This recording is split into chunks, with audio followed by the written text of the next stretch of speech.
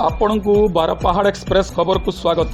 छत्तीसगढ़ बन्या पानी जोगु हीराकू जलभंडार महानदी जलपतन वृद्धि हो अमाना ब्लॉक 5टी ग्रामर चाष जमी जलमग्न हो जाइछि। छत्तीसगढ़ गांग्रेल सरगुजा कालमा ब्रेजर प्रखर गतिर जलस्रोत जोगु अहना ब्लॉक भयनातर ग्राम पंचायत चिखली बेनियापाली कपासेरा ग्राम पंचायत अंतराड़ी घुगरापाली डुंगरी ग्राम पंचायत बड़माल ग्राम में चाष जमी जलमग्न हो व्यापक क्षयक्षति होइछि।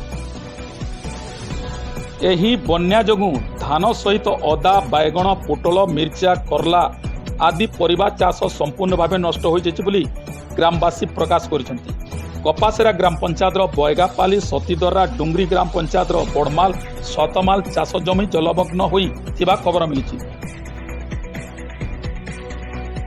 मत्स्यजीवी जीवन जीविका विशेष भाव प्रभावित होइछि। अमना ब्लॉक चिखली अंतराड़ी जरीमूली तामदेई अजुंडा जामपाली बोंगापाली गोविंदपुर रेंगाली भूतली कुरुंकेल ग्रामर मत्स्यजीवी कामधंदा बंद हो जाइछि। महानदीर जलपतन वृद्धि हेतु मत्स्यजीवी निज निज डंगा को तटरे रखी जगी रही।